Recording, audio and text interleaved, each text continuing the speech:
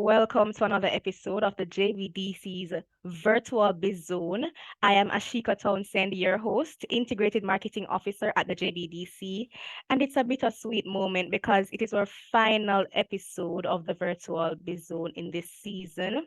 But of course, we are going to close out with a bang. Niche versus mass, knowing what is best for your business.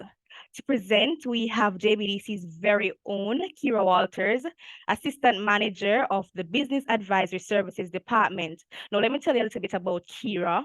Kira has established a strong competence in business development with emphasis on strategy and coaching through working directly with micro small entrepreneurs over the past decade.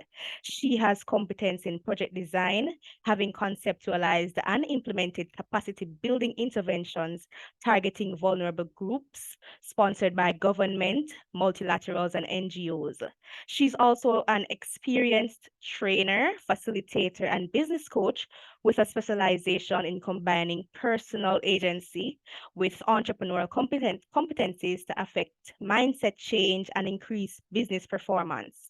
Kira enjoys the study of human behavior as it relates to growth and self-actualization. She has been invited to present on matters related to personal development by private groups as well as to lecture at leading local universities on interpersonal dynamics and entrepreneurship.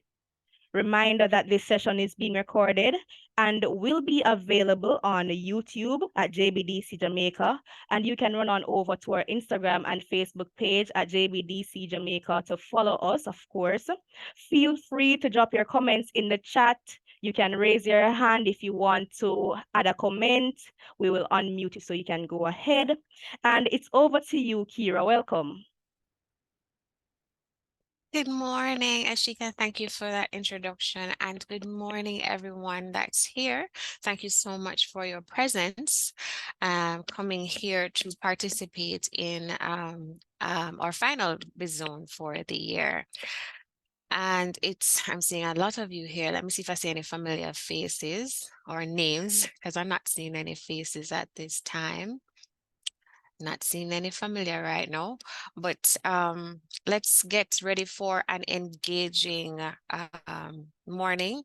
I would really appreciate it if you are participative in this morning's presentation. You may raise your hands and use up the chat. I have Ashika and I think I have Atia as well here who will support me in just seeing what's going on in those areas so that we can share and really exchange knowledge, because even though I will be presenting, I do have the awareness that there's a lot of knowledge also in the participant room or participant space, and I'd love for us to have a fair exchange amongst us or between us so that we all can learn from each other. All right, so I'm going to go ahead and get started. And as I said, please don't hesitate to interrupt and participate, ask your questions and so on, because I'd like to make this interactive. So first test is I'd like you to just show some indication that you're seeing the presentation now. I think I pulled it up. It's visible. I'm seeing it, Kira. Excellent. All right, so Ashika would have introduced the topic. We're going to be talking about mass and niche and choosing the best option for your business. And this has been a marketing series. Okay, why am I having an issue with moving the slide? Oh, there we go. Right. So I know that this is the final session in what has been a series on marketing, but I will ask you to indulge me, please, because as she said when she introduced me, I am in the sphere of strategy, right? And that means I could not help myself but to give an overarching view of how these areas of business sits in the overall management of your business from a strategic perspective. And with that in mind, we're going to be looking at what is strategic planning, because everything comes back to strategy. So we're going to look at what it is and why we do it. We're going to look at the different types of competitive strategies that have been the common ones. I'm not going to look at everything, but we're going to explore the most basic ones. And we're going to look at marketing strategies and how that and they fall under your general strategic ambit. And then we're going to look at what are some of the factors that you should take into consideration as you are making the decision as to what strategies are best for your business. And that should give us enough of an inkling of where we currently are, where we have been, and where it is that we need to be going. Yes. So how many persons in the room are aware of what strategic planning, or how many people in the room even do any kind of strategic planning in their business? You can put them in the chat and let me know. Looking, see thumbs up going.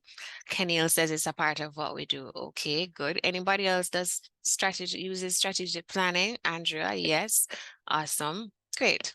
So strategic planning is basically the process that helps organizations to define their direction and make explicit their strategic ambitions. Yes. So you define your direction, you make decisions in a funneling or cascading way as to what it is, where it is that we're going, what it is that we'll be engaging in. And most importantly, I remember reading that Porter says strategy is most importantly deciding what not to do, because there's often the temptation amongst business persons, amongst entrepreneurs, to want to do everything and want to take on everything. And so you cannot, when you are being strategic, you have to become very discerning and discriminating about what it is that you're going to focus on. So you set your mission, your vision, and then you begin to set your strategic drivers, as in the strategies, those things that are going to make the mission and the vision come to reality. And then you're going to be monitoring the process, you're measuring the process, you're managing the process, you're assigning your resources in the appropriate ways in order to ensure that what it is that you set out at the beginning actually comes to fruition at the end. And as this little infographic demonstrates, it is an ongoing process that involves analyzing the organization's current position, setting goals, and developing a plan to achieve those goals. And you start at the beginning of the year, whenever the beginning of the year is for you, and you are continuing through the year, and you start it all over again at the end of that year. Strategic planning, often you will do it for maybe 3-5 years at the max, and you implement that plan, but you keep adjusting and monitoring based on what is happening in your current time. So in a nutshell, that is what strategic planning is. Does that sound familiar to you, Denise and Kenil? Okay, you want to know who is it for? Who is strategic planning for? Is that what you're asking, Kenil? I hope I'm pronouncing your name correctly. Okay. Well, strategic planning is for anyone who is in the who is responsible for managing an organization, and I'm using that term loose. I'm using it that broad definition because it's not just for profit businesses or non-profit businesses, for any kind of organization that has come together for a particular reason. In order for it not to, for it to have direction, there has to be strategy involved in order to be efficient and effective. So I hope that adds. 1 minute, Kira. Mhm. Andrea Jackson has raised her hand. Should I unmute her? Sure. Hi, morning, Carol. Good Morning, everyone. morning. So, in terms of the strategic planning, I'm also used to having a 3 to 5 year financial strategic plan. And then the first year of that strategic plan is used to then drive the budgeting for the organization. So, I Mm, noticed that you did not incorporate any financial projection in the summary screen. mhm. So, I wanted to just clarify from you if from your perspective, the strategic plan that you're referring to is specifically for probably doing a business plan, for example, as opposed to an organization that will do a 3 to 5 year strategic plan, in some case every year. Mhm. Right. All right. So what it sounds like here to me is that you're doing strategic business planning where you're incorporating strategic planning and business planning together, which is best practice. It's also acceptable. Um, a a strategic plan can be done in the format as presented before. The tactical initiatives would usually result in activities that can be costed, which result in a budget. So you're not off. You're not off at all.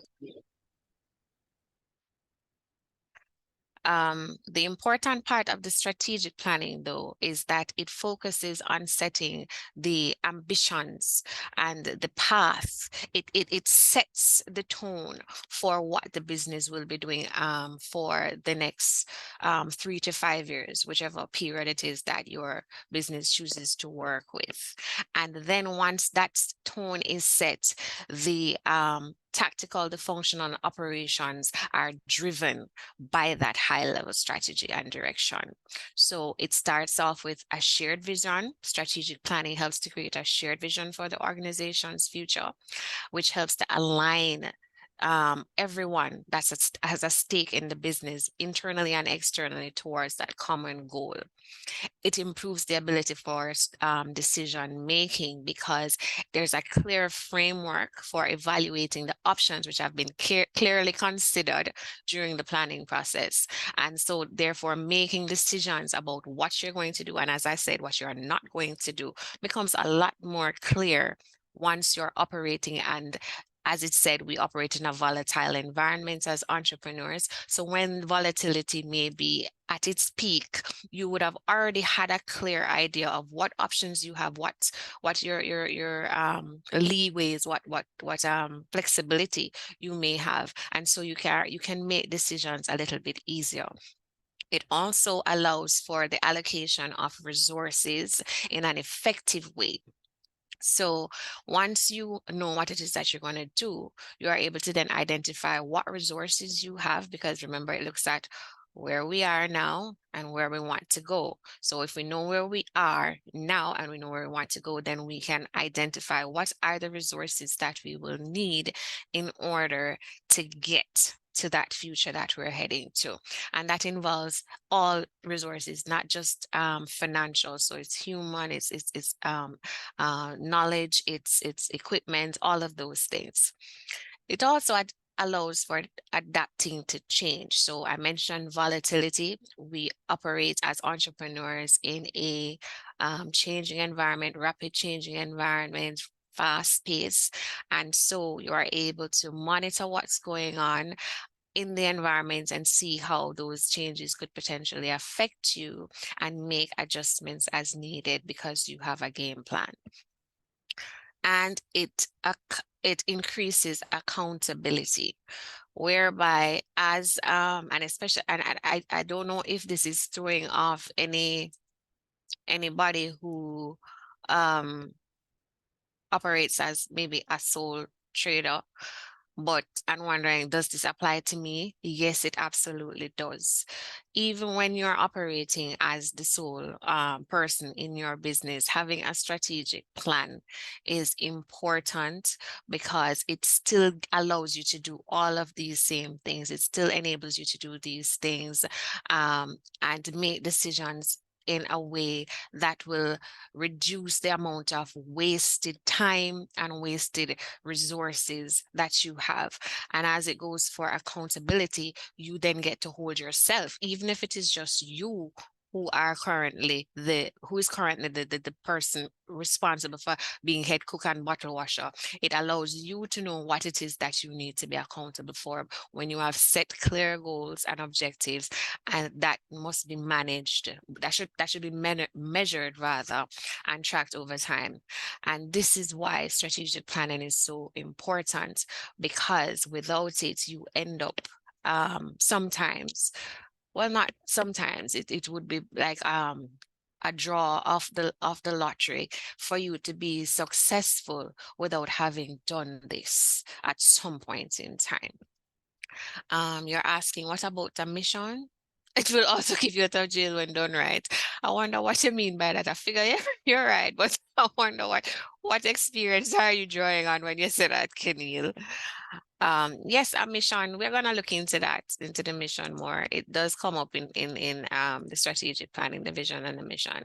So in an organization, and this is usually more appropriate for larger entities where there's a corporate structure. So there are different levels of strategy that operate in a business. You have corporate level strategy, and you have business level strategy and functional. And this sometimes is split into two, so it becomes four, but functional and operational level strategy. And the plans, these strategies are the plans and actions that a company adopts to achieve its goals and objectives. And the corporate strategies are concerned with the overall scope and direction of the company.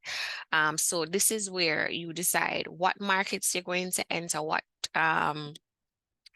how it is that you're going to focus, and what products it is that you're going to offer, and how it is that you're going to allocate your resources. At the business level, this is often where most strategic planning and strategy is considered at the business level, because it focuses on how you compete effectively. So once you have that, you have made the decision. Sometimes the corporate level, or the decision to enter what space you're going to enter into is made I wouldn't say per chance, but without much consideration. For then you just kind of know, okay, I have this skill, I have this talent, or I'm interested in this area, and so you just enter that space. And so you then dive right into, okay, how am I going to compete in this space, which is what the business level strategy does. This focuses on how you're going to gain what we often refer to as competitive advantage, how you're going to make yourself distinct and differentiate or stand out amongst the competitors, who it is that you're going to target, who are the customers that you're going to go after, and how it is that you're going to position yourself in the market space. Then we have the functional strategies or operational strategies, which sometimes can be referred to as tactics, especially when you're looking at it in this cascading way.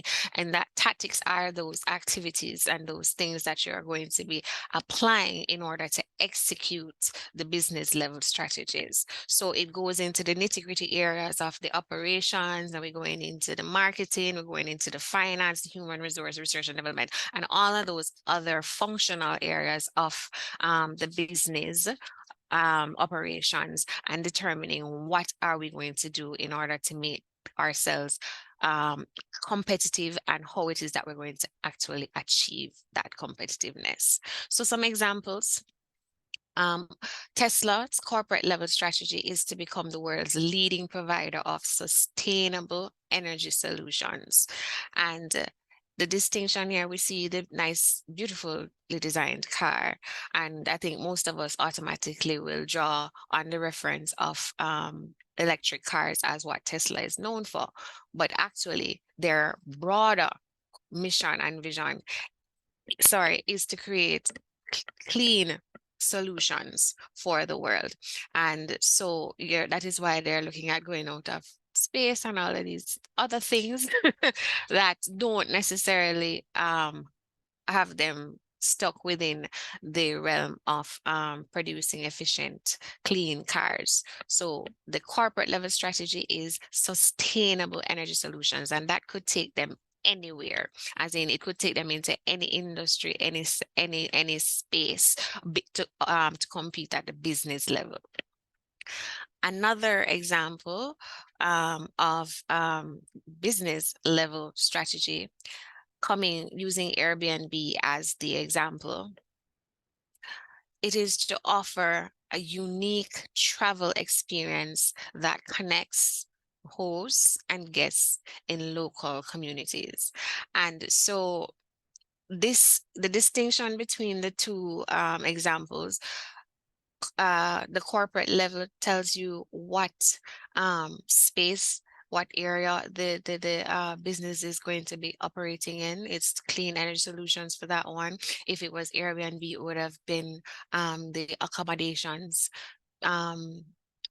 hospitality industry.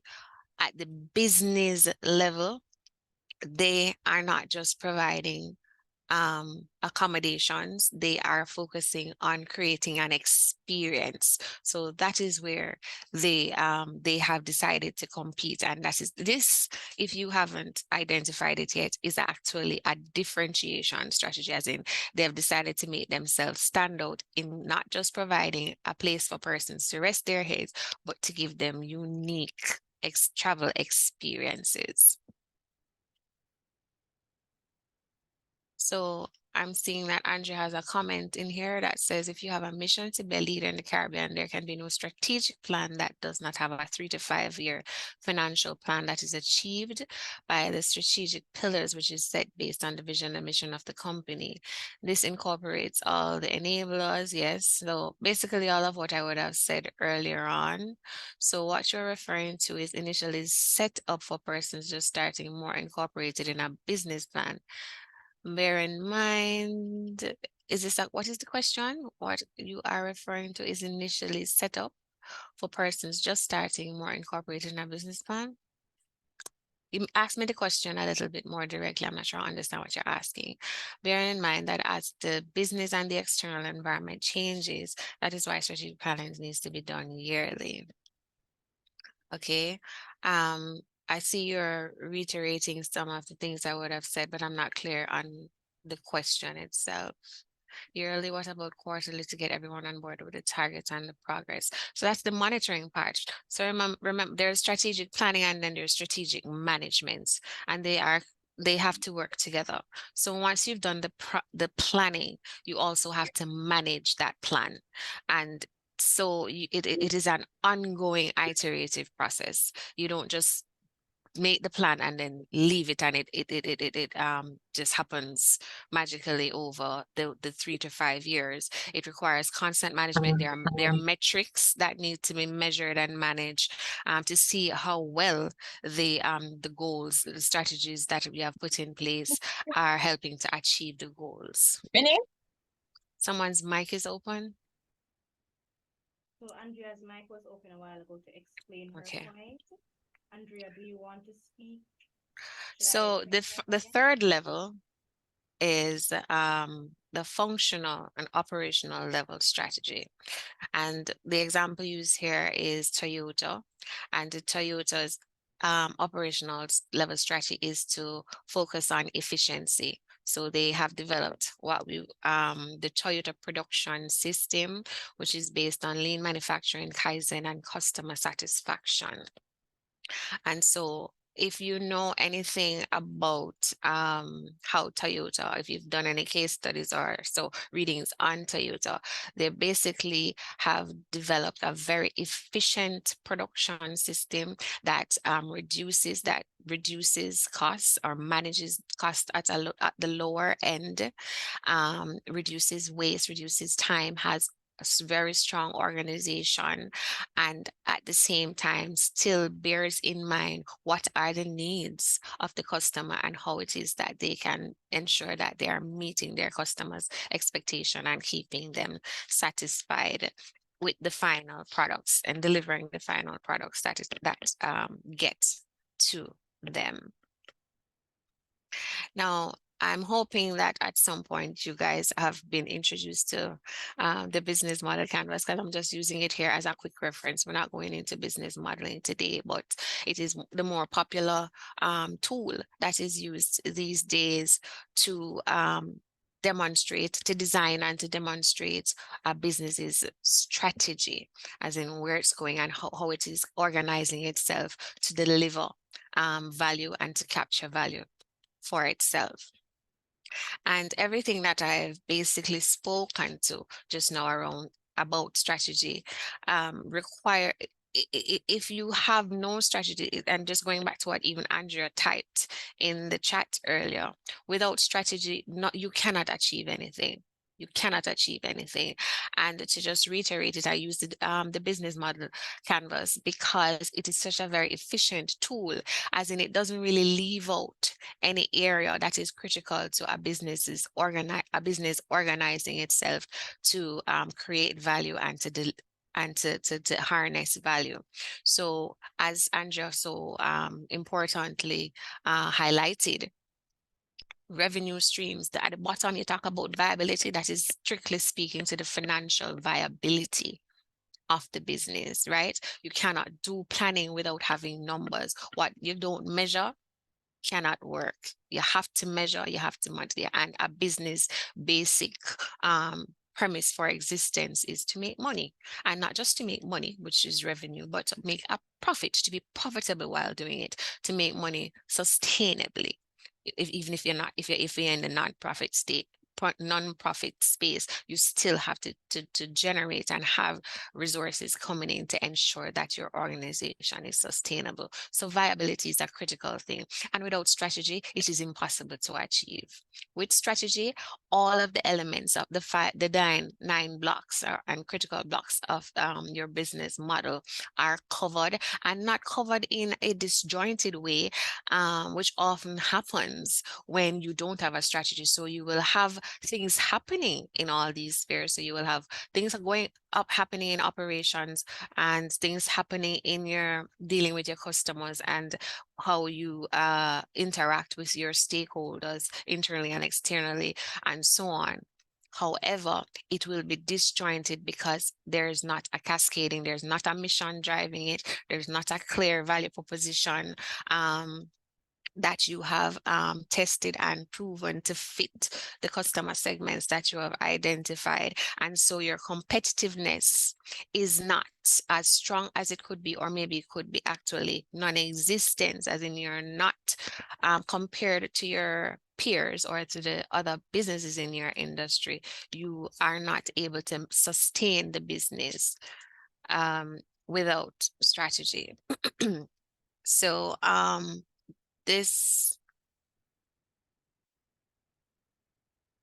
this business model canvas has grouped the canvas in 3 areas.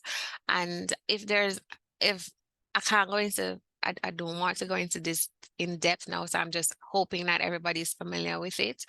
In the light blue area, where desirability is, it speaks to the desirability, or the human element, the emotional element. We usually refer to this as the emotional side of the business model canvas.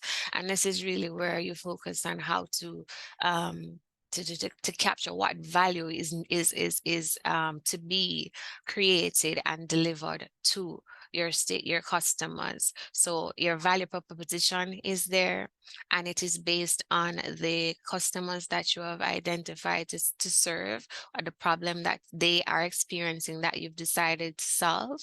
And it speaks to the channels which you will be using to deliver this value to them. How is it that you're going to actually have them receive whatever value proposition that you've designed?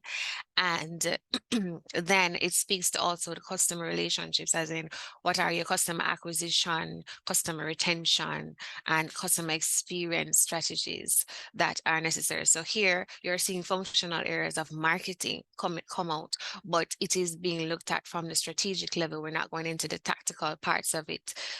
When we're doing our strategic planning, that's where the business plan comes in, when you get into the nitty-gritty areas of each component of the business. business. And the feasibility now is looking at, okay, so you have identified a problem that you can solve and a value that can be created, but can you do so feasibly? Can you do so profitably? Can you do so with the resources that you have access? Do you have access to the right resources? Can you access the skills and whatever other necessary things to deliver and implement the delivery of the value proposition? Are you able to make connections with the right people, the right entities or suppliers, whatever, considering the value chain and where you fall in this business that you are operating? Can you make the right connections and linkages? And of course, we spoke about the financial viability already. So again, just making a strong case for why it is that we do strategic planning, because everything has to cascade. We can't just jump up and say, okay, we're going to do this marketing activity, we're going to do that, we're going to do some advertising, we're going to do something, we're going to do it on the newspaper. No, it cannot be that random. It has to all connect. It has to all make sense. It all has to become coherent, and that's what strategy is. Strategy creates coherence, a cohesive narrative that makes all the elements, all the activities, all the decisions that you're making in your business make sense. In the chat, Kira, we have Garfield Clark saying, just like JUTC, they are not in the profit space, but to break even. Yes, it's an interesting example, because if we were to look at the JUTC's business model, they would really need a lot of help in some key areas, especially on the feasibility side of the model. But that's a whole other case study that we could spend some time looking into. They definitely, I think, need to have some stronger strategy around how to make the delivery of the service that they're trying to provide, or that they're there to provide, more feasible, even if it's not profitable. And in that space, we may not use profitable, but it has to be sustainable. And we do all of this ultimately, as I mentioned before, we do the strategic planning because we are not operating. And when I say we, I mean each entrepreneur, each person that enters into business, whether you intend to do so on a large scale as a conglomerate, a corporation at some point in time, or if you are at the micro stage and you're a sole trader or a partnership or whatever, we all exist in business amongst other players. We are never in it alone. That means there is competition, and that means there is a threat. There's a real and live threat to our viability and our sustainability. And so in order for any business to remain in business, they must develop or achieve what is called a competitive advantage. And competitive advantage basically is what makes an entity's products or services more desirable to customers than what the other players may be providing. We have different ways of looking at competitive advantage. So there can be comparative advantages, meaning that you may not be offering anything different from the competition, but you can be efficient, you can be more efficient. And then we have differential advantages, meaning that you have created a distinction that sets you apart from them. So competitive advantage is the company's ability to produce something or provide of their value proposition in a more efficient way than their rival.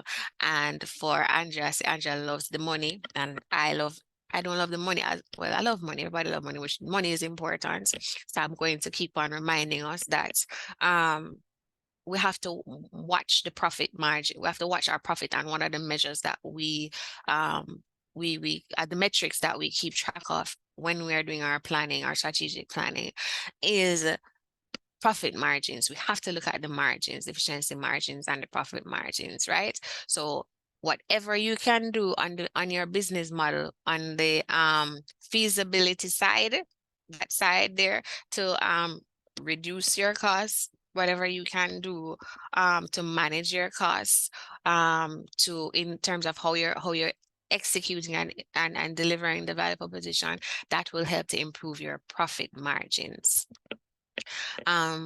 Also, when you're looking at the differential advantage, now this is where you're making yourself distinct and standing apart. You don't pay as much focus as much on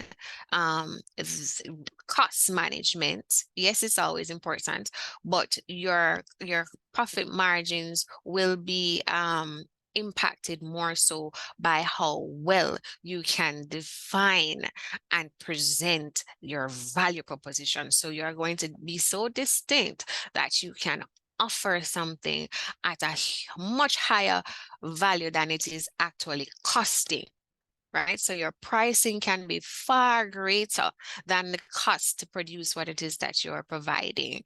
And this is where differentiation allows for profitability and a competitive advantage. So when you are able to set yourself apart such that you are unique and you can provide excellent, high quality relative to what exists in the marketplace, then you have what is considered a differential advantage. Love of money is the root of all evil. Why Andrea saying that? No, is it the love of money or is the worshipping of it? I don't know. Money is functional. We're not to love it, but it definitely has its place. Any questions? Are we following? Are we coming along with me on my strategic planning soapbox or my strategy soapbox? Because I'm really making the case here that we have to focus on this. Otherwise, we're really just playing around in the entrepreneurship box, right? So the competitive advantage refers to factors that allow a company to produce goods or services more cheaply than its rivals. These factors allow the productive entity to generate more sales or superior margins compared to its market rivals. And competitive advantages are attributed to a variety of factors, including the cost, the structure, branding, and the quality of the product offerings, the distribution network. So those are the channels that we spoke about when I looked at the business model, intellectual property, key resources, and customer service. All right. Types of competitive strategy. So we're looking now at business level strategy that I mentioned before, and this is where the rubber really hits the ground for most of us, because most of us are not going to be operating at a corporate level per se. The basic ones, there are other variations, like we have blue ocean and innovation and so on, that plays into creating competitive can be used as a competitive strategy. But the main ones that we've from a discipline perspective are cost leadership, which focuses on using on providing a value proposition of low price or the lowest price, and differentiation, which we alluded to earlier, where you are coming up with a unique value proposition. And we have some hybrids or combinations of the two, where we are narrowly focusing on a market and tailoring the offer to suit that market. And the examples of that, we could have focus differentiation or focus cost leadership. And while differentiation means offering a unique value proposition that distinguishes the firm from its rivals, both strategies aim to create competitive advantage, which is the ability to outperform competitors and earn above average profits. And there's some things that we need to consider in order to do this. So when we're looking at making a company that is able to or deciding to use cost leadership, they are going to be ensuring that they can create economies of scale, which is basically producing large volumes of goods and selling them at low unit costs, right?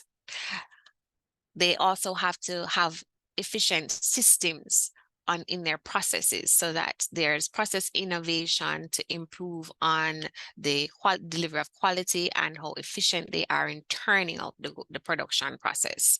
So you have to look at having resources that could improve that, such as automating things, adopting lean manufacturing, and using other efficiency principles such as Six Sigma or Kaizen.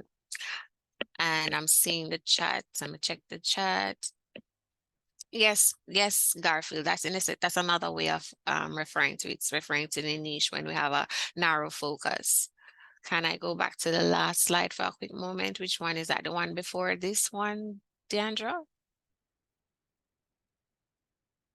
I'm not sure which one was the last one when you said that. Yes? Okay, this one? Okay. What are you trying to see? Okay, cool. Remember that this is going to be open, so you can always revisit the slides, the entire presentation rather, on YouTube. It's not going anywhere. It's yours. It's public domain. All right. Let me come back down. Okay, another area that and any entity that is seeking to focus on a cost approach or strategy is looking at outsourcing. So what are some of the activities on your business model that you can perhaps use other entities that are more efficient at doing something, such that the cost of using them would be less than what it costs you to actually do it. So what can you outsource to an external provider to help reduce some of the costs that you incur directly? Another area is vertical integration. And this is where you're looking at the value chain that you're operating in, and you're acquiring or controlling the suppliers or distributors of the products that you have, products and services that you have, which then reduces the transaction costs and increases your bargaining power. So it simply means that if you have to purchase goods from farmers or maybe from a packaging place, you can probably decide, you know what, this cost is so heavy for me, or this is so critical to my process, this input is so important to my process, that I think I want to actually set up an arm that does this. And so you become your own supplier to your service, just so that you can control sometimes the whether it's the quality, or sometimes it can be the pricing, the cost of it, and it sometimes can just be in terms of the stability, the stable flow of that particular input. What is that word? I have no idea. Can you? I have not seen that word before. I don't know if that's a typo, but I don't know what that is. Some examples of differentiation. So product innovation is usually heavy in the differentiation space because it's focusing on being unique, right? And it's also usually focusing not just creating a unique product, but it's also it can be focusing on identifying gaps that are not being met. There's a space that is not yet touched, but there is some technology, there is some knowledge, there is some asset that can be utilized to innovate in that space and create value. Companies or entrepreneurs who have this ability, because it's not for everyone, which is why there are varieties and options to choose from, because it's not for everyone. We have to work with the strengths that we have. So maybe product innovation could look like you changing something, you adding, you reducing, you minimizing, you improving on its aesthetics, just developing a new or improved version of a product or service to meet the changing needs and preferences of customers. And usually you are enabled to do this by technology, because it just allows you to do things. I recently saw on cable a advertising for picture frames, and I'm like, why in this day and age would there be a business that is being established for picture frames? But they're using technology. You're like, okay, you have your smartphone, your smart devices, whatever, and you're taking all these pictures, and you always have to go to the phone in order to look at them. There's still value in capturing a memory and then having it displayed, so you can get a quick return to that moment of joy whenever you see it. And so this person, and it's a young person as well, came up with the idea to create a space where the individuals can upload their pictures, and there are template screens that they can just automatically try and choose. And once they select it, they will print and frame the pictures and just send it back to them easily. Because I don't know I would have thought that the printing of pictures business is out. I don't know. We have photo studios that we go to print pictures like that anymore, unless you're in a business. But the BCC market for that has definitely been reduced, if not eliminated. But it's coming. He has innovated it so that it is a comeback that is relevant, and he's adding the extra feature of putting a frame around it that makes it look nice and makes you want to have that. Okay, heard it in China, heard it like China, but a supply in the Caribbean, Panamanian free trade zone. Okay. Okay, so see, I told you that I'm sure that we have a host of knowledge in the audience space and we can share. So go ahead, I encourage you to exchange the information there. That's fine. Another area of differentiation is branding. So we ought to look at how it is that we can create a distinctive image and reputation for the firm, because branding is synonymous with how you're positioning your business in the market. When you have successfully branded your business, you have successfully positioned your business in the minds of the market as to who you are, what you are about. And when they see it, they know whenever it comes up, they know what you look like, what you feel like, and what to expect from you. Another area is customer service. Providing superior service and support to customers before, during, and after the purchase, such as offering warranties, guarantees, or refunds, is another way. And I know we often take this for granted, that customer services are given, and it's supposed to be a part of every business. But any company or organization that truly takes customer service as a strategic imperative doesn't just have a customer service department, and that's not where it lies. Customer service is run through and through, from the top, from the highest level down, and there are feedback loops throughout the organization to ensure that the customer experience is always paramount. It's always being monitored and delivered at the highest level possible. So customer service is not about a department when we're speaking to differentiation here. We're talking about included and involving customer service throughout the entire business model when you have it as a differentiation strategy. And this is not cheap, may I say it to you, because you have to implement a lot of resources. You have to add a lot of resources. Yeah, you're talking about people to manage the process, resources, technology that need to ensure that this is actually delivered upon. Now, niche marketing. Niche marketing is targeting a specific segment of customers who have unique needs or preferences that are not well served by the mass market, such as offering customized or personalized products or services. Is there anybody in the space that can identify the strategy that they use in what we have described so far? I would love some feedback on that. In the meantime, Kira, in the chat, we have Omar Taylor saying the regular printing of pictures and frames is still relevant. All basic and preschool still sell those packages. We have Garfield Clark saying branding don't sell products.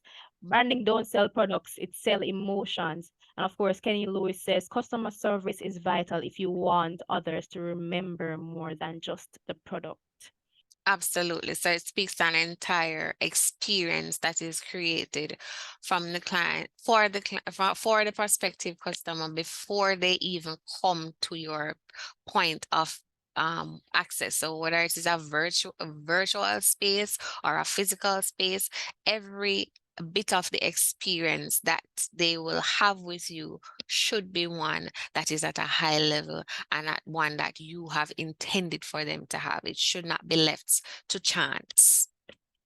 Thanks, Ashika. So we've looked at competitive strategies. Oh, I asked the question. I don't hear anybody respond to me yet. Can anybody identify the strategies that they are using? Can you see elements of what you're doing in what we've described so far, what we've defined so far?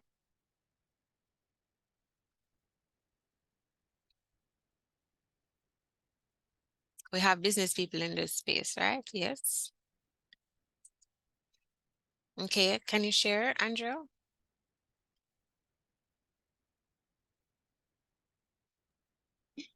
Sure. So for my business, the name of my business is Valentine's Intimates. We provide women's undergarments and lingerie. So one of our niche is to serve the hard to find sizes. So women who are very busty, we carry up to an O cup, and then you have the small persons who have bigger boobs. So what we do, we offer free measurement, and then based on the measurement, we offer the right size for a woman. So that's the niche, and we'll have persons that will come in and say, there is nowhere else in Jamaica where they can find your size. So that's where the niche marketing comes in. In terms of the customer services, we always ask our clients to leave a Google review. Before we ask them to leave, we ask, how was your experience? For them to demonstrate to us that, yes, we're providing the right experience, not just from a product standpoint, from entry, when they enter, how are they being welcomed, to the entire process of being serviced. And then in terms of branding, so I noticed the gentleman that said branding creates an emotion. Now, and it doesn't sell, when I serve one of my ladies, and because of the struggles that they have had in finding their right size, and when they fit the bra and it's just so comfortable, that emotion, that comfort that they feel, that's what drives them to purchase the bra. It is not just looking at the product, it is how they feel in the product. Do they feel comfortable? Is it fitting them good? It gives them that sense of boldness and that confidence. And then what we tend to do for every woman where we have a good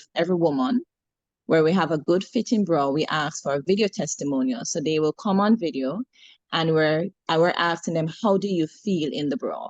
Right? And that is then what is used on my social media page that drives sale.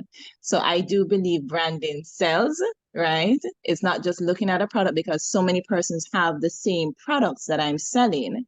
It is just how I make a customer feel by fitting it and ensuring that they get the right size.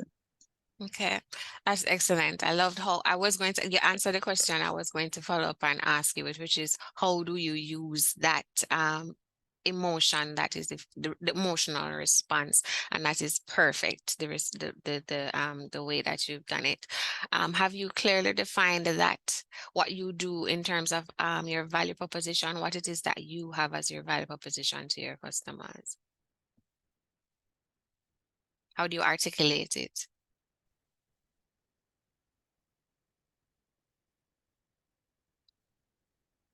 I put you on the spot. Sorry, what you said? Apologies, a call came in. You said something to me? Oh, I was just commenting on how commend what you do in terms of using the emotional response and in your content marketing, which is a part of your client attraction Yes. strategy. Very good. My next question was, have you been able to articulate what you do in your value proposition? As in what you offer, have you been able to clearly articulate it? So what I have normally said is that we are women's undergarments and lingerie company that provides right fit for our ladies who are struggling to find their right bra size. So I Okay. don't know if that's articulated in such a way, because the value proposition is really right fit. And when you get that right fit, that's where you get the comfort and the support that you're looking for. Okay, that But works. definitely open for more improvements. Any feedback, I am open to it. So in crafting and articulating your value proposition, you look at your customer segment. So the more intimate you are, the more you know about your customers, is the more you can speak specifically to what it is that they value the most, and then you can articulate that in your value proposition. So right fit sounds good, but what are the pains that they are experiencing? So we talk about the emotions. So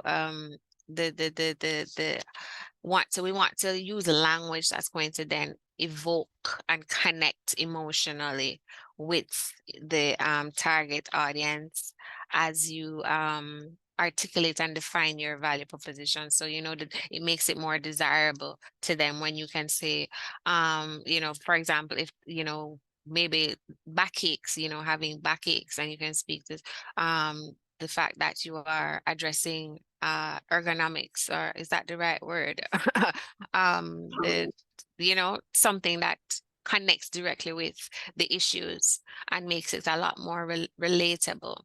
But the answers come from your intimate knowledge of your customer segments, what is the reason that what you're offering would be so appreciated by them, and then stating that in your value proposition.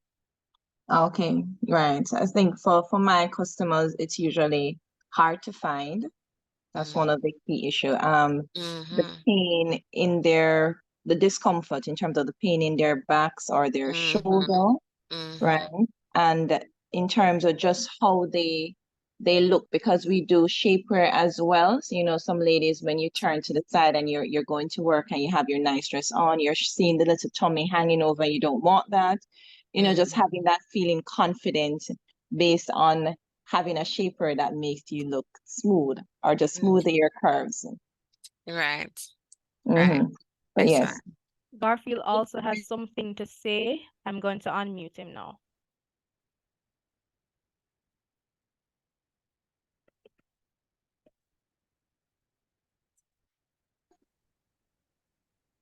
Is Garfield still? Garfield, your mic is open. You can go ahead. Hi, good morning. Good morning, Garfield. Okay, I very small company.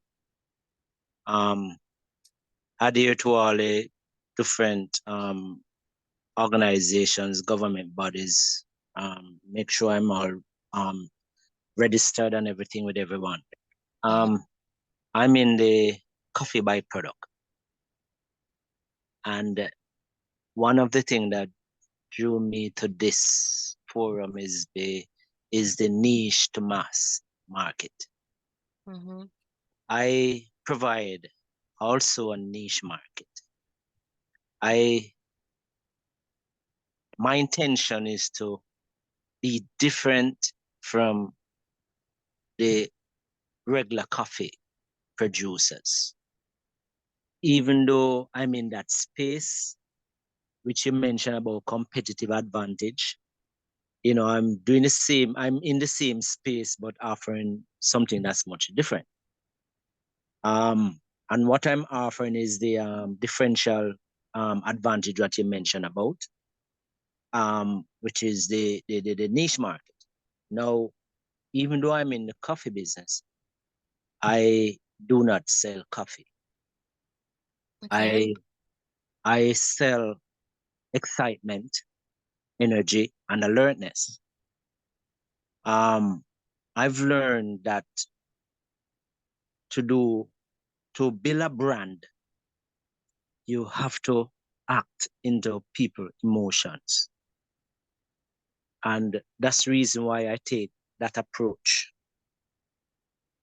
And so far it's working, because one of my flagship product is coffee hot and spicy jelly, which the concept, some people don't accept it right away. But Yes, when I it, raised my eyebrows and put a smile on my face at the same time. I'm like, huh? yeah, but the product speaks for itself. Once you taste it, it just is a mind-blowing thing. The taste is like, when you have something in your mouth, like when you drink something hot and you have to put it all over your mouth to cool it. That's how the taste play with you in your mouth. So you get different tastes. The last thing that hits you is the coffee that lives with you. And it's a product that you won't find it anywhere but in Jamaica. Where in Jamaica though? Because you said you're aiming to be distinct and you're niche. And Yeah. maybe I'm not your target audience because I don't know about you and I don't know what it is that you have on offer. My So my office is in Portmore, but I do my productions with SRC. no, I want to know what are the channels that you use to distribute? Okay. What I do, I delivers to the supermarkets. Oh, so you're in the supermarkets. Yeah. Okay. So if you're in supermarkets, that's kind of one of the mass out channels. We're gonna get into that next. That's one of the when we get into marketing strategies that are niche and mass, that would be one of the mass strategies, like as mass outlets, like a supermarket. So how do you create awareness, because this is the channel, communication channel now. How do you make me aware, make your customers, your target customers aware of your existence, of this Okay. exciting, energetic, spicy Jelly. not just a jelly, because you see you're not selling the product, Coffee. you're selling energy. Like I like how you said that. I don't remember exactly what you said, but I like that. And I think they can work with that, because as you say, you're not selling coffee, you're not selling a product, but you're selling an experience. You're selling a vibe, which can work. Yes. Which is excitement, energy, and alertness. So So what I do, are you using niche strategies to achieve your niche competitive strategy? Because this is why I started the way I started, guys. I love that you bring this in. I started with it because there are two ways that we need to view niche mass. It is one, first, an element of competitive strategy, and then it is a marketing or a functional level. Remember, we looked at the three levels of strategy. So it is at business level. We have to look at it at the business level, which is what you've done. You said you're not in the coffee business, you're in that vibe business. But now, what about the functional strategy? How are you making that business level, competitive level strategy implementable?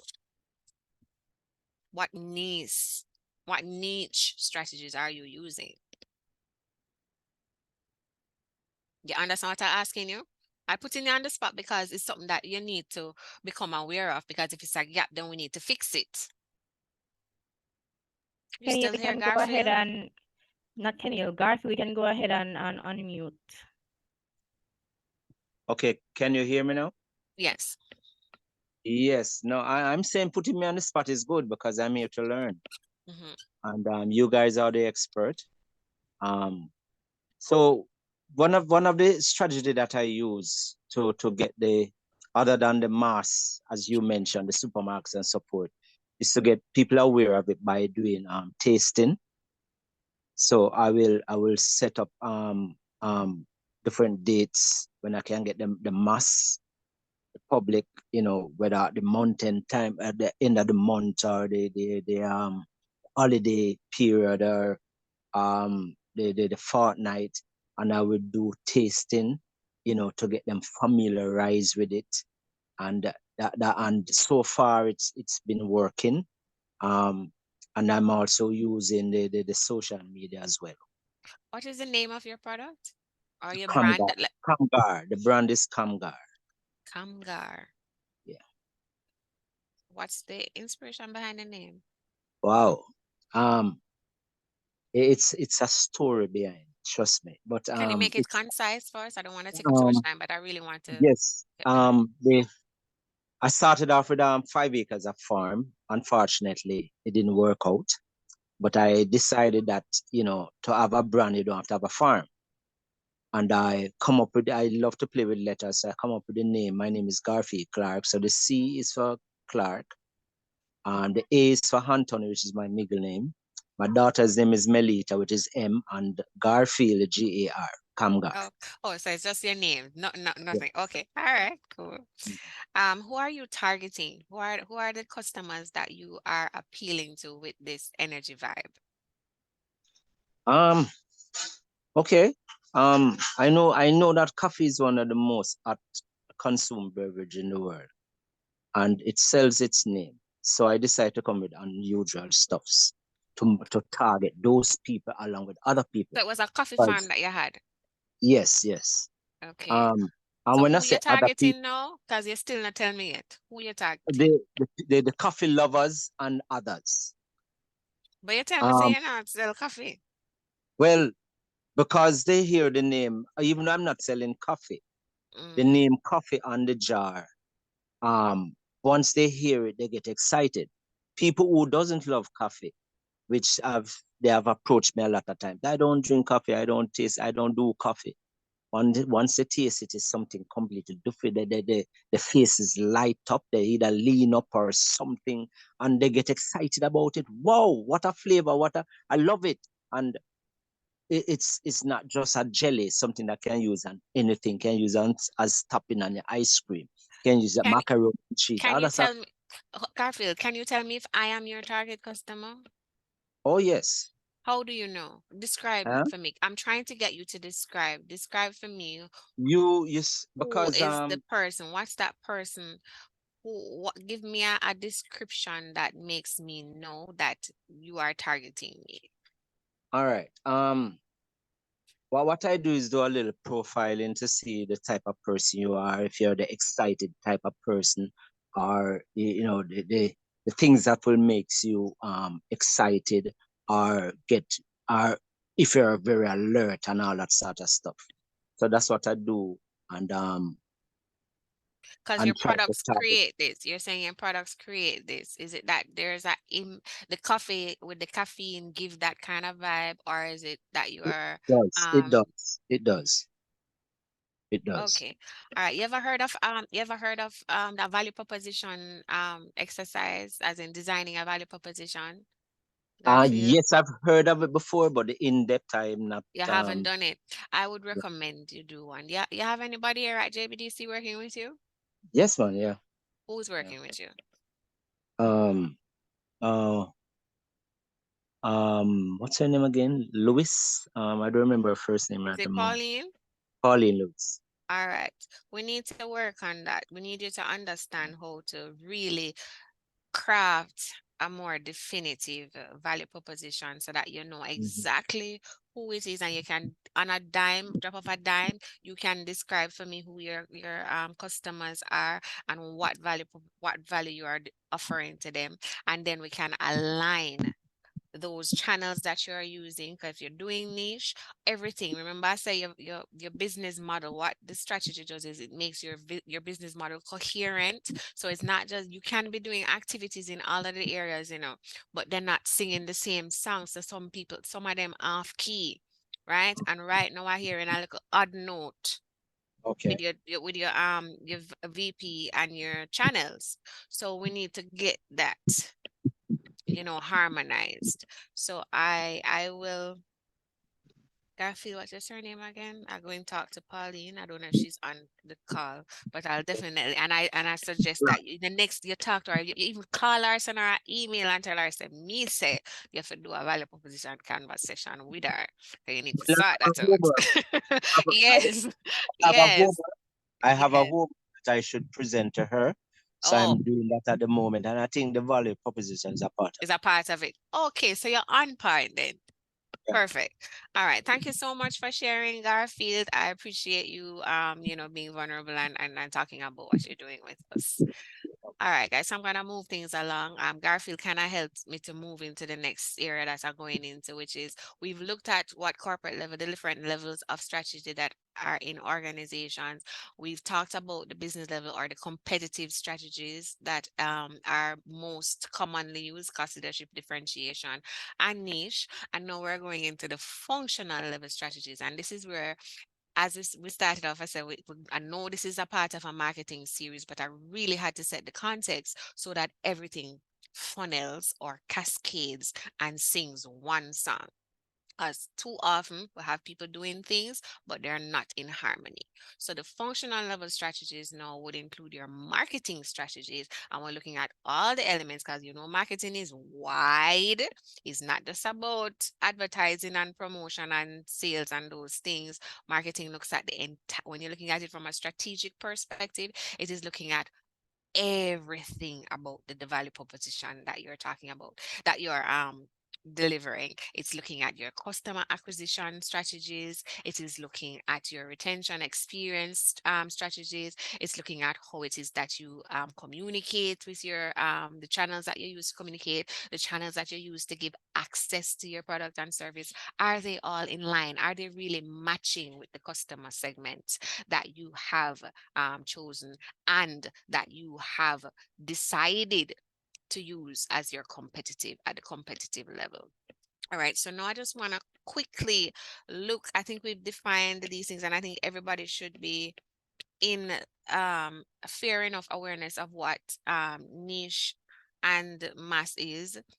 We look at the competitive strategies, we know what it is. We know that, well, I wanted to just have you consider the factors that are important in determining when you choose which one. So the competitive strategies are influenced by various factors such as your industry structure. You heard me talk about looking at the value chain as in from the supply end to the actual distribution and marketing and after sales, and where everything that it takes from inputs to getting that product into the hands of your final customer or consumer, right? So you're looking at all of that and seeing, okay, where in this has the most impact? Is it that I need to focus on the front end outbound logistics or inbound logistics in terms of how I can make myself competitive?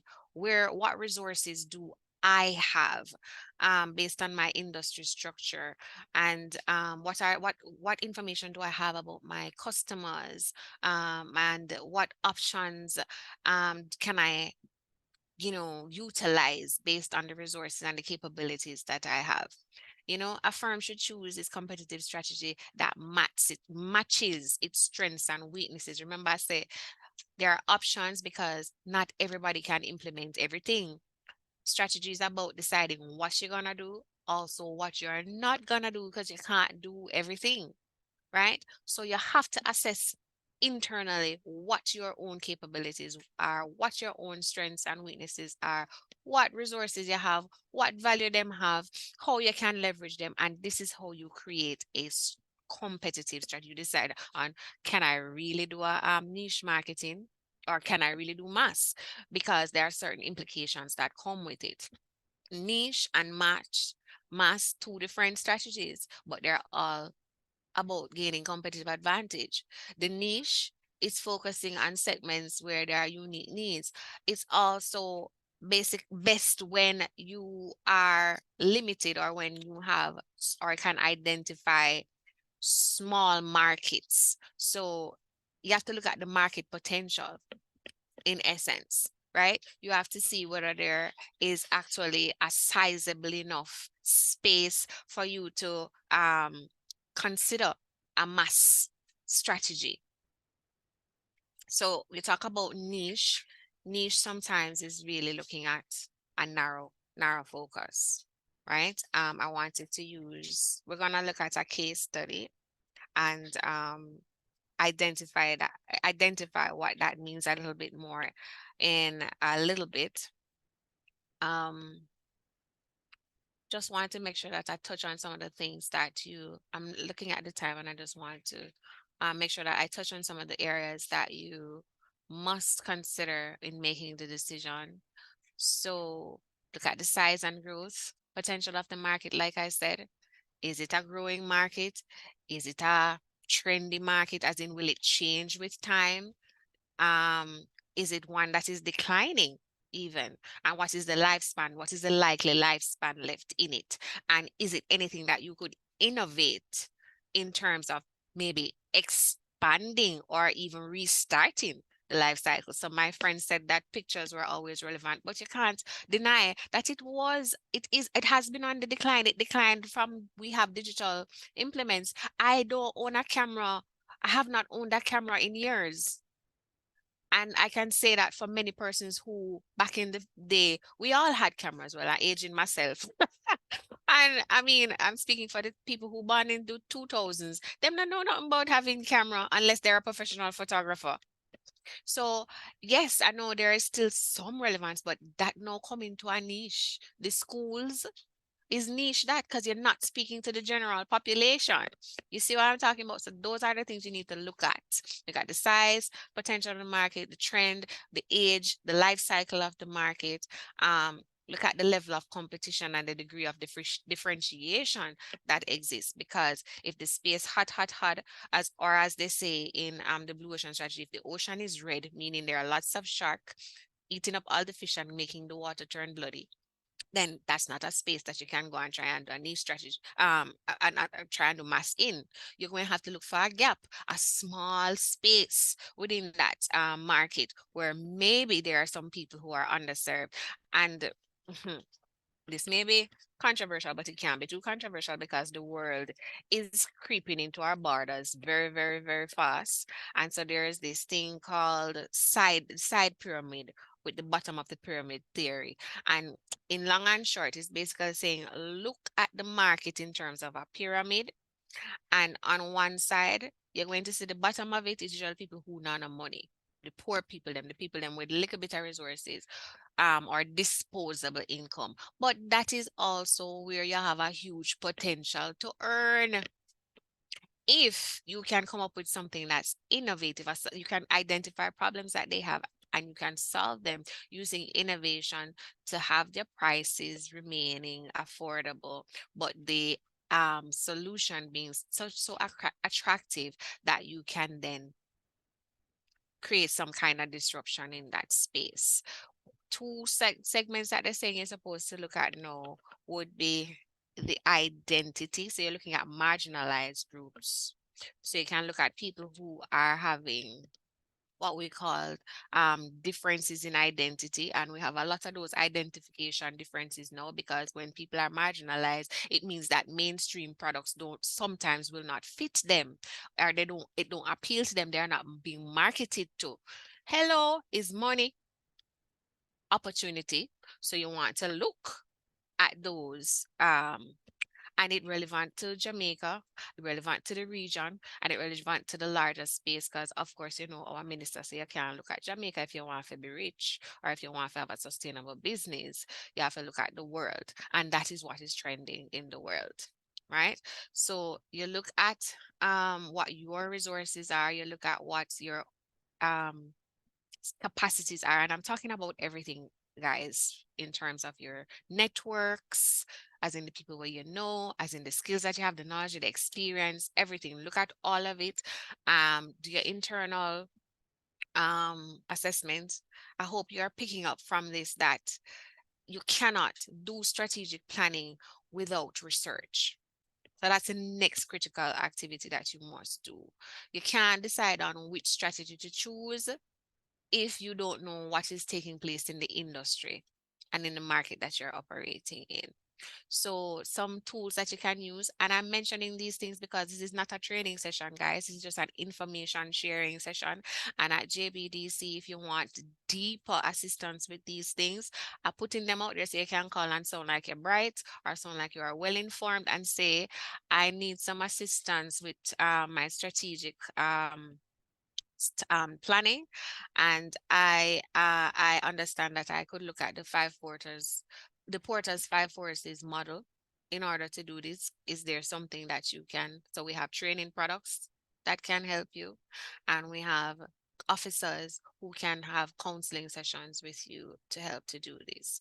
So some of the ways that you can collect information, and that's what research is. It's gathering information to analyze. You can use some of these tools. Porter's 5 forces model, a SWOT analysis. A lot of us are familiar with it. It enables us to basically look at our internal strengths and weaknesses and what external opportunities and threats exist.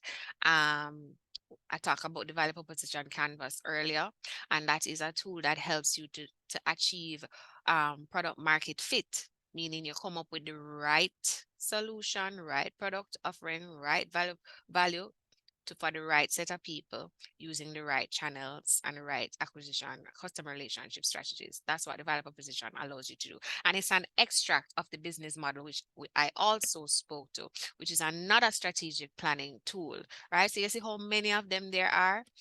We also have the competitor analysis matrix. That's a misspelling right there.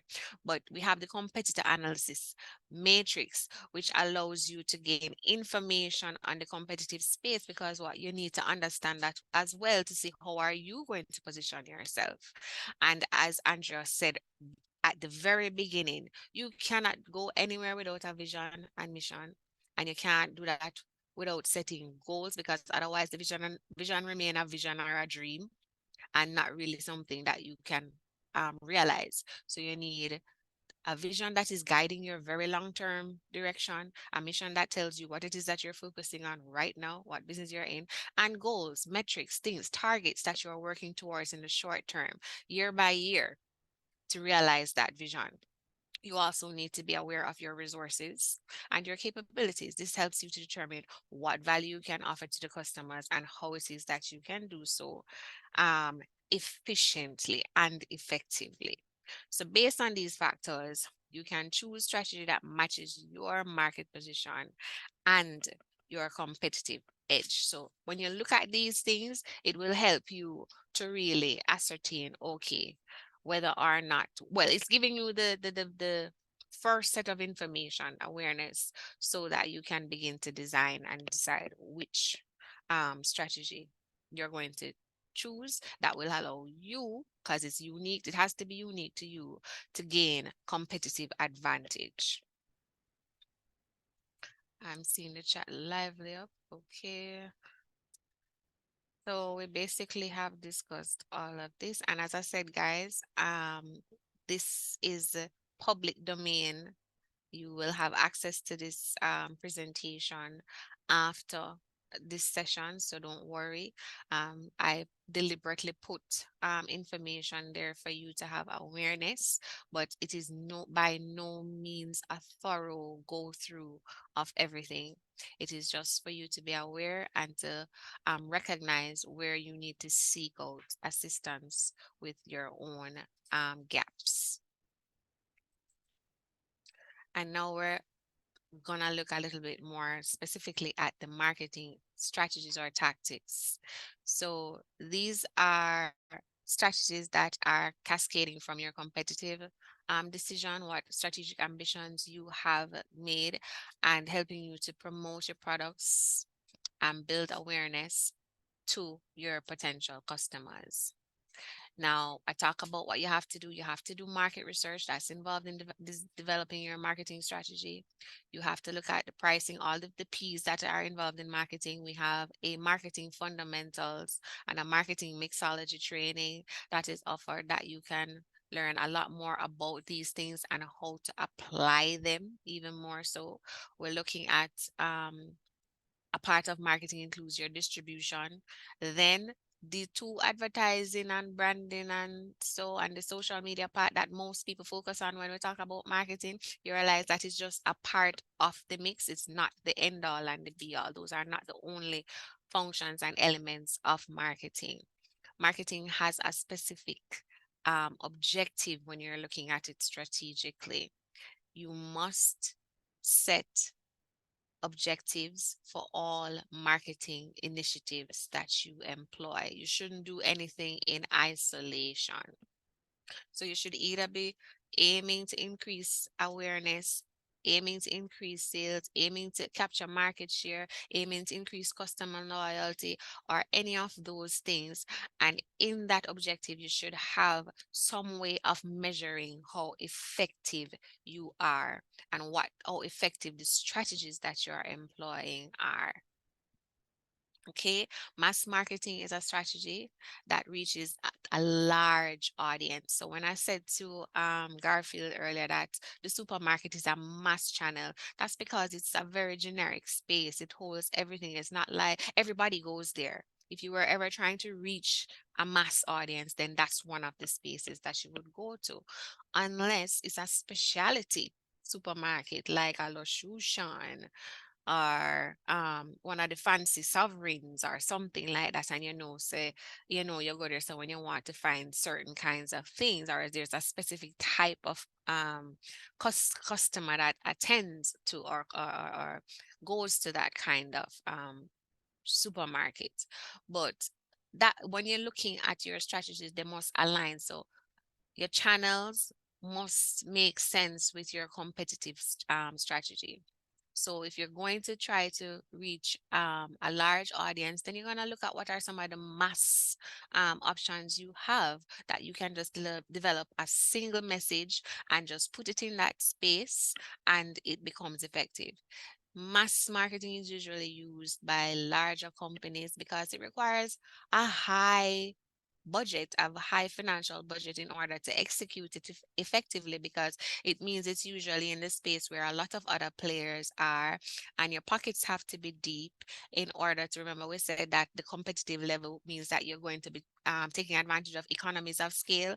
Here it's the same thing. You're going to have a high budget in order to have the marketing reach, to use the TV commercials, the radio ads, and the print ads, and the major magazines and newspapers, and those kind of things that reaches a very general audience. If you are small, this doesn't make sense. If you, as the business is small, you have to try and use a niche strategy. And if your target audience is also niche, meaning that you have selected a very specific and specialized audience with a very unique set of needs that you're solving, you can't use mass either. It's not effective. You'd be wasting your resources. So it needs to be targeted at a specific segment of the population with a very tailored message. You see the difference? One is a single broad message that just go out there. One is a very specific, tailored message for a specific population. I was saying to Andrea that because she doesn't have a mass market, she has to communicate. She has to understand her customer segment very well in order to know what's an appropriate channel to use to communicate with them. She's using social media, which is a good thing because the technology today allows for a very targeted approach in communicating with who it is that you want, as long as you know who they are. Because if you don't know, if you haven't done the research and been able to define it, the value proposition canvas helps you to do that. If you don't know, then you still would. So it still wouldn't be able to be effective, but this is how you need to look at it. So it is often used by small businesses that want to focus on a specific market, build a loyal customer base, and some of the examples that are used for niche marketing include online advertising, social media advertising, and content marketing. And all of these guys, I'm just touching on them like name only because they go down deep, right? These are activities. We're talking about strategy. That means that there are numerous tactics available for implementing and supporting the strategies that you would use under any one of them. Some tips to use in designing a mass marketing strategy: always define your target audience. That's why the value proposition canvas activity is so important. You need to know who you're reaching. You must develop a strong brand identity. Your brand identity is what will set you apart from your competitors. And remember, we're not just talking about a logo now and nice colors and stuff like that. Your brand identity runs straight throughout the entire experience that people have with you, and it must be coherent again. Must always be coherent, so that one message that you have, it must be coherent through your entire business model and every activity that you are doing. Choose the right marketing channels. Where does the target audience spend most of their time? If you know who they are, again, the first one, if you know your target audience, that's rule number one. If you know them, then you will know where they spend their time. Once you know this, you'll be able to choose the right channels to reach them. And remember, we're talking about how you communicate with them and how you make your service and good accessible to them. The fourth is to create a compelling marketing message. I was asking Andrea to tell me what her value proposition was, and she gave me one which was good. But I said to her, the more you know the customer segment, the more you really pick that apart in terms of defining it intimately, then you'll be able to use the emotive language that we talk about that makes the connection with branding. You have to connect emotionally with your messaging, right? And to do that, when you do the value proposition canvas activity again, it does bring out what are the pains, and pain is a strong emotion, so people will resonate strongly with that if you can articulate your message to pinpoint their pain and how you're solving it. So depending on the other need, is it that they have a job to do, a function that you can help with, the solution that you're coming up with helps with that, then communicate it clearly. Fifth, this goes for everything. 1 and 2 goes for both mass and niche. You must track your results. You can't know if it is working if you're not measuring what it is that you're doing. Every initiative in marketing must be measured for effectiveness, so that you don't waste resources doing what doesn't work, and that you can allocate more resources to what does work.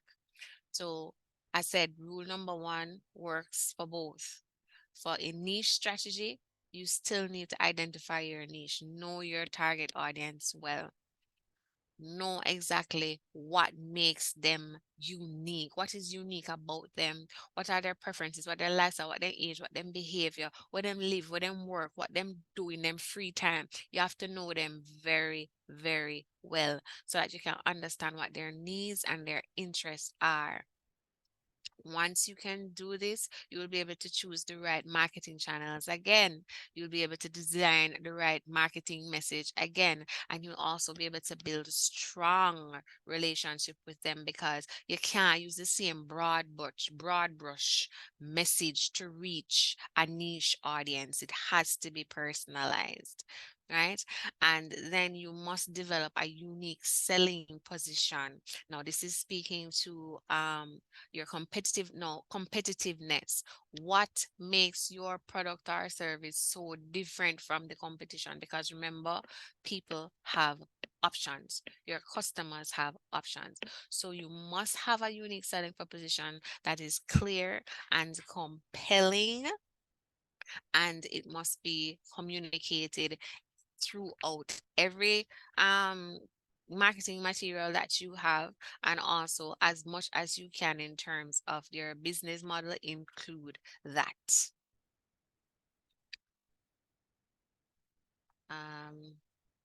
So just some examples of niche marketing, mass and niche marketing. Common brands, soda, Coca-Cola, Pepsi, all of them, mass marketing.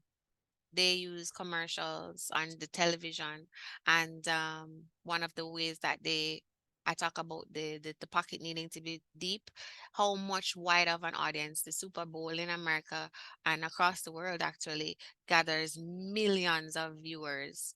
You can't get more mass than that in terms of an audience. And this is where Coca-Cola puts its advertising budget, and other big companies who use mass marketing as part of their strategy, right? Nike is the same thing. They would do a Super Bowl, or they would put a print ad in a national paper. They have to have big budgets because they're gonna go big in order to reach the most audience, because they make their money from selling high volumes. Remember, the competitive strategy is leveraging economies of scale. And same thing for McDonald's. Now, on the other hand, niche marketing has to be targeted, because the assumption here is you use this strategy when you're smaller and you have limited resources, or you have a very small market that you've identified. And so even if you had all the resources in the world, it would be foolish of you to be spending it on a mass in a mass marketing way, because you're not trying to reach all of those people.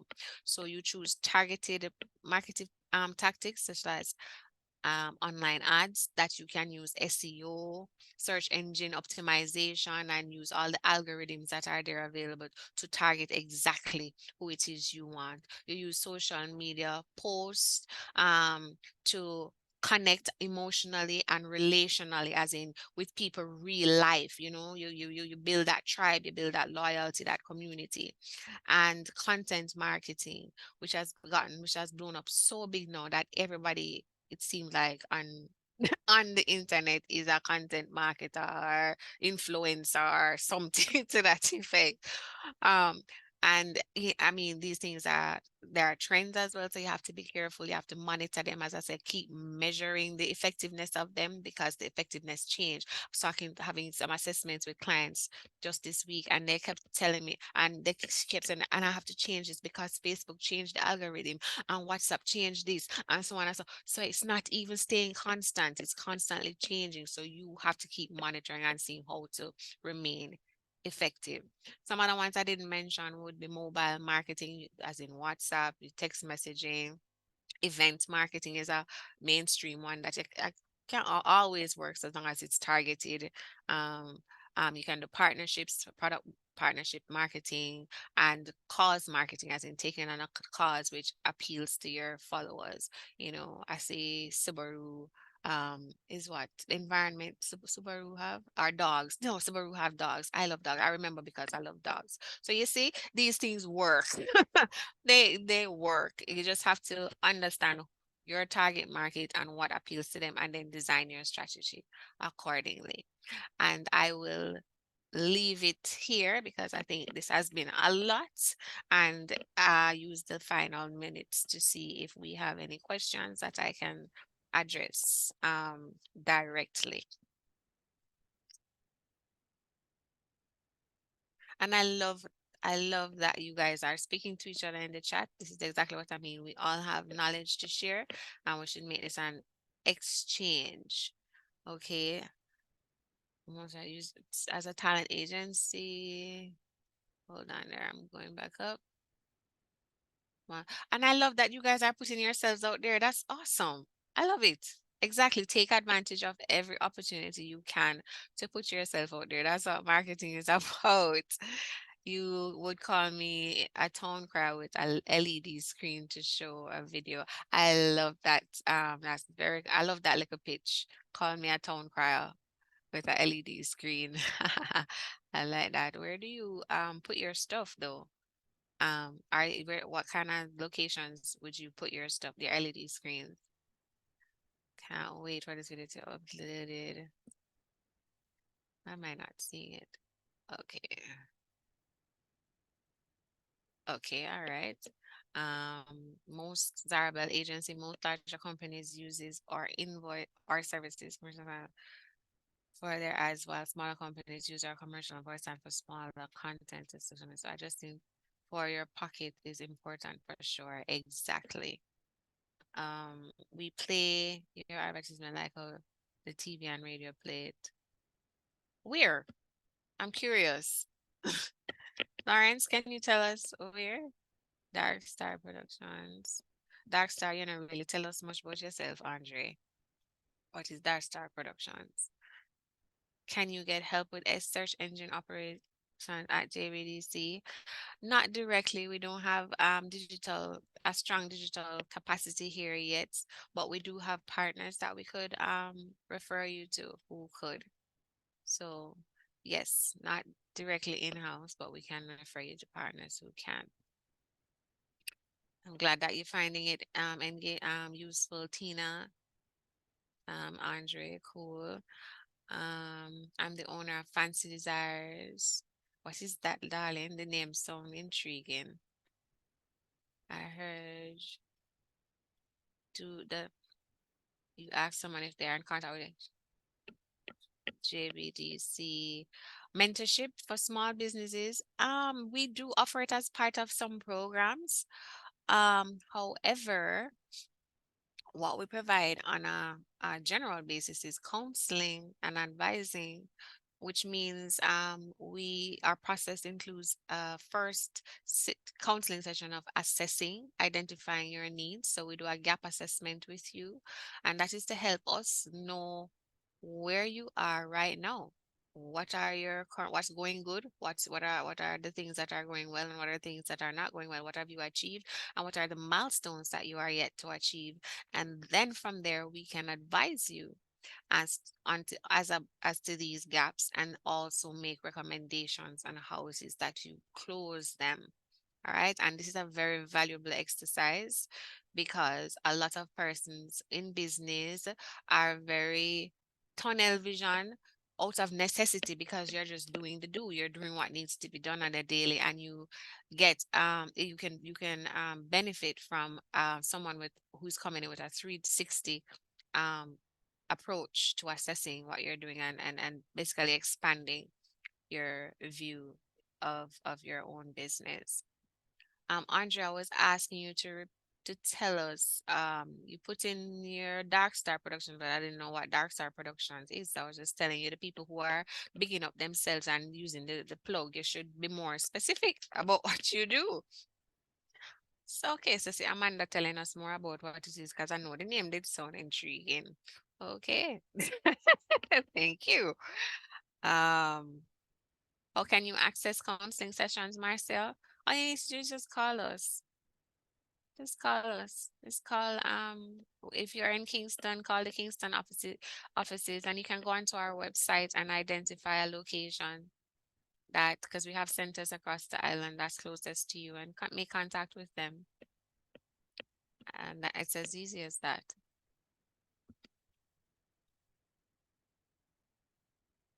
Can you share contact information here, or do I use information received in the email?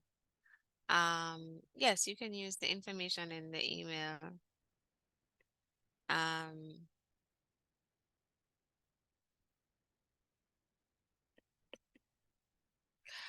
Christina said, I heard at the trade show last May from the people in the JBDC kiosk that your advisor can help you connect with organizations and people in those organizations who can help you with most of your needed resources. Is this accurate? That sounds very vague-ish. It kind of sounds like a yes, but I don't know how specific you are being with that.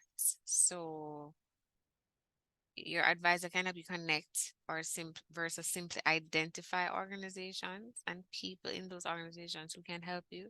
It depends on which organization. So for example, if you're preparing to access funding, once you are ready, we will put you on directly to someone in a financial institution.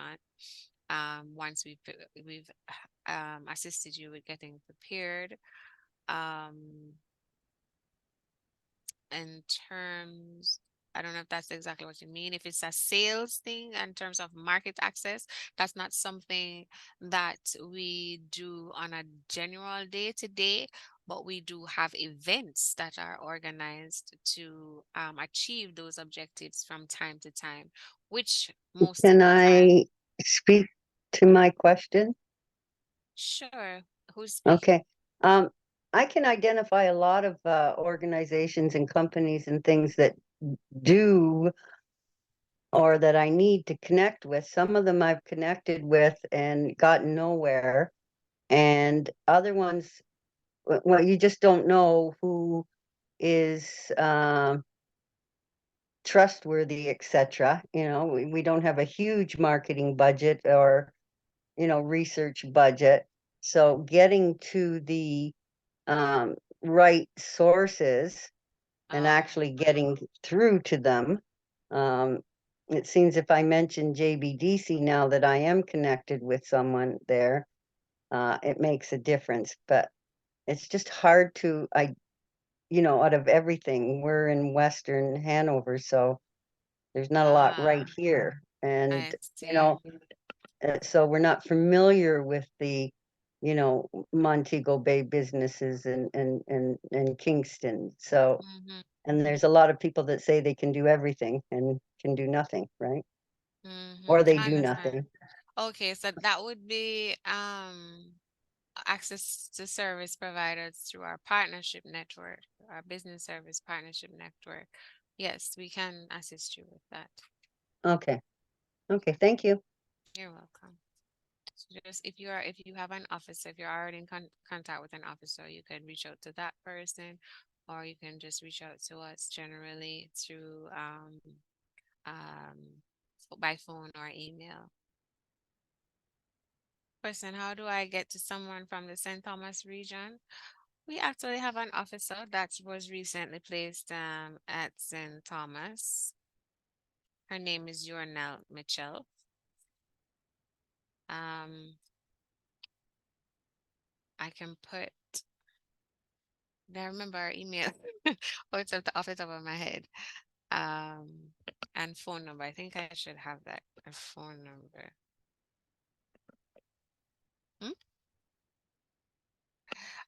Right. So on our website, if you go to our website, jbdc.net, there are actually links there to each center that we have. So you could get the information there. You get the phone number and the email address for each center that we have. Okay, Ashika, I think it's over to you. Thank you Great. so much for your attention, everyone. Thank you so much, Kira. A very loaded presentation.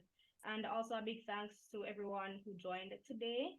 We know you will miss our bi-weekly Biz Zone sessions, but don't worry, we will be back in January with an even better lineup of presentations just for you. If you want to rewatch this season's sessions, including today's sessions, run on over to JBDC's YouTube page, and that's at JBDC Jamaica. Expect a feedback form in your email by the end of this session. And until next time, take care.